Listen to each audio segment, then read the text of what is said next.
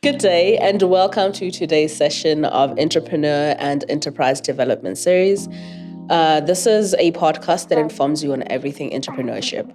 My name is Podiso Mudirwa and I am here with Mr. Moemedi Sinwelo. Today we're going to be talking about raising capital.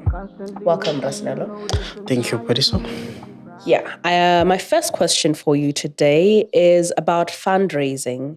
What is it in relation to business? Looking at the ways that you can raise capital, that you can raise money to start a business. One of the ways that someone can do is to do a fundraising activities. Fundraising activities are things that you can practically do maybe with your own hands or with your skills or with your knowledge. For example, I when I started the business, I didn't have capital to start the business. I wanted to register a company, I wanted to brand it, and there was a capital requirement for doing all those. So what did I do? I looked for a fast moving product that I could buy from a wholesaler and then sell it and raise the money through it. So that's exactly what I did. I remember the first instance, we went to a shop and we bought socks. It was a winter time, so in winter people can buy socks more than any other season. So we bought socks and we started selling socks at the bus rank. And then from there, we there was another opportunity to raise capital. We went to a consumer fair. We bought toys and we started selling toys, and that is how the money to register the company and to brand it was raised. Interesting. I've heard that one of the ways to raise capital for businesses can be through selling shares. Can you talk about that? Yeah, there comes a time when a business demands growth. Like you have an idea, whether it has started or it hasn't started, but the idea is there. You have 100% of it. Then you don't have the capital. And there's someone out there who has the capital and they don't particularly have anything yet in mind that they can use that capital for. So that is where the two of you link up. You have the idea, you have the business idea. The person has the capital, you need the capital, and the two of you come in together. With you come with the idea, they come with the capital. You could actually make that business to come to life. Because sometimes the mistakes that people do is to hold on to 100% shareholding and say, I can't share my idea. I don't want someone to come in and be dictating how my business is going to operate. Yes, someone can come with the money and start dictating. But if it's your idea, you have to be the one who makes the rule. So I'm getting your money, but these are the rules. I'm going to be running the thing. I'm going to be managing everything. I'm going to be making the final decisions. Those are the rules that you lay out. Then you give away a certain percentage of your business, knowing that you are still the one who is going to run with it, not the other person. They can have an input, but at the end of the day, you make the final decisions because you are the one who is running with the idea. Yeah. But how do I, as a business owner, get my business to that position of being able to sell my shares or the business shares? At any stage, whether it's at the startup phase or at the growth stage, a business can sell shares. It's just about you doing your projections and looking at the value of the business. Even when it's at an idea level, you know how much the idea is worth. And then once the capital is put in there, the percentage that you are offering should be equivalent to the value of the business. So you just do your projections and you do your valuation to say, this business is capable of doing this. That means that its value is this much. So a percentage of this value is this much in terms of money needed to buy shares in it. So that is how you look into it, whether it's a startup or it's running. Either way, when you value it, you are able to sell the shares according to its valuation. Interesting. Can we then talk about private investors? Are they the same as, is it the same as people buying shares? What do we call those who buy shares and private investors? When someone comes and says they are buying shares, it means they become an owner with you. Like you become co-owners of the business.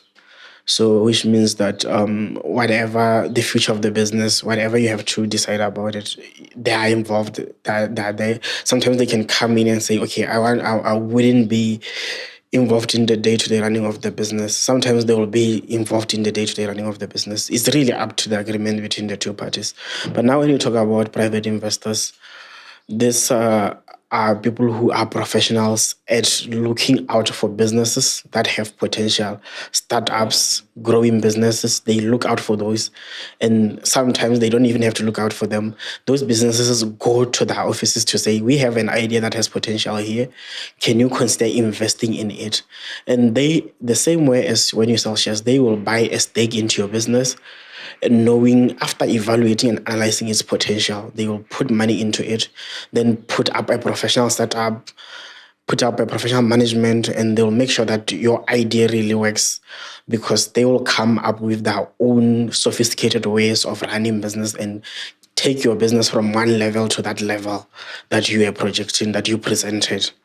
So really, those are they are more like professional business developers who have a stake in your business. That is why most of the time, when the businesses succeed, when the business gets listed, they will sell their shares and they take away their profits, and then they look for another business to do the same thing. That business really is about identifying business with potential and maximizing the potential, then selling at the peak of the business, then looking for another opportunity like that. So there are those kind of firms and businesses that specialize in growing businesses or raising startups. Thank you very much. That's insightful. Let's talk about funding from government schemes. Is it something that you've considered before, and what are the advantages of that? Yeah. Actually, one of the businesses that I run, the one that does publishing of books, it was funded by the government at one point during its expansion phase. When we needed to expand, we needed to grow, we realized that we didn't have enough capital to print books. So we went to the Ministry of Youth. There was a grant that was offered by the Ministry of Youth. That's where we applied for funding, and 50% of it was a grant, 50% it was a loan. So it allowed us to have that flexibility of being given 50% money for free, and the other 50% is the only one that we had to return back to the government. So governments in many countries have entrepreneurship capital funding schemes which are beneficial to startups, which are beneficial to growing businesses, because they are very generous in the way that they could be giving you 50% free money, 50% you pay back, and without any interest. Some of them, they just give you the loan as it is. You don't have to pay any interest, as compared to commercial institutions. Commercial institutions will always charge you quite an interest that sometimes can be a setback to the business. So if there's an option to choose between government funding against choosing private companies that are in this business, I would always go for the government, looking at the benefits that comes with interest-free, less interest. Sometimes you get a grant, full grant, half grant. Either way, it's always a better option business-wise. Mm-hmm. So what about entrepreneurship competitions?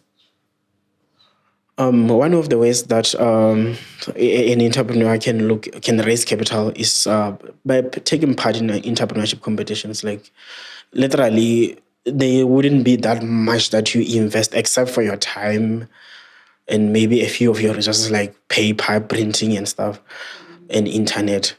So there isn't much that you are going to spend in participating in an entrepreneurship competition that you could potentially win 500,000. Which can be very resourceful to your startup, to your growing business, to expanding business. That amount can be very resourceful. So look out for entrepreneurship programs that are out there, competitions that are out there. Some are international, some are local, some are offered by the ministries of business, entrepreneurship, or Ministry of Finance, Ministry of Trade. Look out what they have. Do they have any competitions? Some are even organized by private companies that are raising or trying to diversify the economy with those entrepreneurship programs.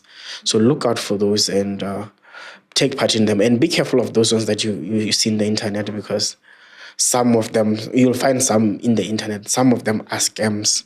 They will not be real. They'll just be after scamming money or taking money from you. So be careful of the ones that you see on the internet. Okay. So about loans, getting loans from friends or family members. Have you ever considered it? Would you advise for it when you're running a business? Yeah. When you start a business, sometimes the only people who can believe in your ideas are your friends, your family, or your relatives. You would have tried, going to a bank, tried the government schemes, tried everything that is there, but only a few people who believe you, friends, family, and relatives. So it's an option. If the option is there, if someone believes in your idea, they have the resources, they have the capital that you need, why not go for it? But however, I should caution that when you take a loan from friends, family, or relatives, you should have a clear contract that, okay, I'm borrowing money of this amount. If they charge you interest, clearly state the amount of interest and the payment plan, how you're going to be paying them back. And I would caution against this mistake that we make as entrepreneurs. We because we believe so much in our ideas, we become over ambitious in terms of the payment time period. Will be like, okay, borrow me 1 million, I'll return to you only 3 million in 2 months. We overestimate that the business can make 3 million in 2 months. And you are able to pay that person 3 million. They're making like 200% profit out of the loan they gave you, and you already have enough that you would have made to sustain your business after taking out 3 million. So some of the things that our projections can be very wrong. So have room to say, okay, even if you are sure that your business will make 3 million in 2 months, and you can be able to give that person that much, try to spread it. Try to make it 6 months, 12 months. Try to make it to give you cushion, because you can go for 3 months, 6 months, 12 months with very little sales. Although people had promised you that they will buy, although people have promised that they'll do business with you. So when you're a startup, you should minimize the risk as far as possible. But if you're an existing business and you have sure customers, you have orders that are already confirmed, all you have to do is just to go and supply them. Then that's when maybe you can make those kind of calculations. There, you are better off than someone who is really starting. Interesting. So say I have a new business, so it's a startup, and I don't have money, and I don't even qualify for the government grants. Would it be advisable for me to sell my assets? Yeah, definitely. I believe selling your assets really means that you are committed to the idea. And also, if you are not committed to the idea, it's going to force you to be committed to the idea, because you have taken a risk in your idea. So having taken a risk in your idea by selling maybe your car, maybe selling your property, or selling anything that is valuable to you, it means you know this very well, that if you don't work on the business and try to make it profitable, you are going to lose your lifetime of investment. Imagine if you have your house and you decide to sell it so that you can finance your business. So you had worked for all your life, paying off a mortgage for 25 years or for 20 years, and then you put it into a business.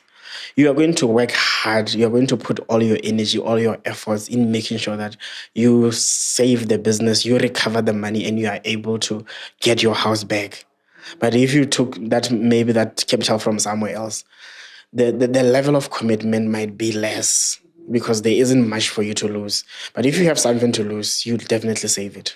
Have you ever sold any of your assets when you were starting or during any time of running your businesses? I'm not sure. I don't remember an instance where I had to sell an asset. Yeah, I think I don't recall of a specific incident where I had to sell. Then maybe to you've been start up. very privileged. No. If you've never had to sell anything, then that means you've been really privileged, which is great. Yeah, I've always used the fundraising method mainly to raise capital. Like I am a very good hustler. So when it comes to raising capital through fundraising and also getting private investors to come into the picture, that has been my strength. So those are my first two options before I can go that far of selling assets. Okay. So say now the business is making money and you've raised enough capital. What would you say about saving? When do you now start saying, okay, now I can save, considering that you probably still need to pay back investors or pay back loans that you got from your friends or from financial institutions?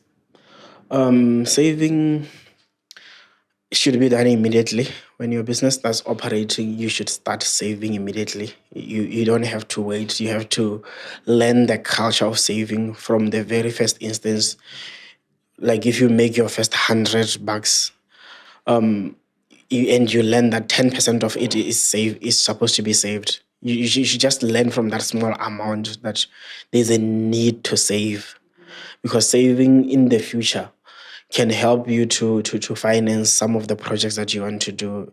It can help you to expand. It can help you to grow the business, because if you have a savings, it's even easier to seek external funding. If you have savings or you have been saving, it's easier to seek external funding, because they will ask you, what are you bringing to this investment? You say, I want to do this investment. It's business growth. They say, how much are you bringing? We can bring you 60%. Can you raise the 40%? So if you have been saving, you'll have something that you can bring. Maybe it's 30%, and they will consider bringing 70%. But if you come with 0% and you expect them to come with 100%, many financiers tend to become reluctant in a risk where you are not willing to take the risk. They would wonder, why do you want us to take the whole risk when you are not willing to take the risk in it? So they tend to pull back and say, go and raise the 40, we'll bring you the 60, and then let's do the project together. Awesome. Earlier you spoke about listing. Can you talk about what a company has to do, or how does a company get to a state of being able to be listed? Or maybe also just elaborate on what being listed exactly is. I would say listing really, that's whereby the business has grown. It has grown to its full potential. Or sometimes it needs more capital to grow to its full potential. And then the owners can't raise the money in any other way. Or they could raise money in other ways, but they want to take the most flexible way of raising money, which is putting up the business in the stock market and selling shares to the public. So listing basically is whereby a company transforms from being a private company to being a public company by selling its shares to the public in the stock market. So for every business that has potential, like for example, I desire to see my business listed one day in the stock market. And that is for the reasons that I've stated, maybe to finance growth, or to just hand over the business to a more professional management that will take over and allow me to do other things, so that I don't have to be running the business on a day-to-day as I am today.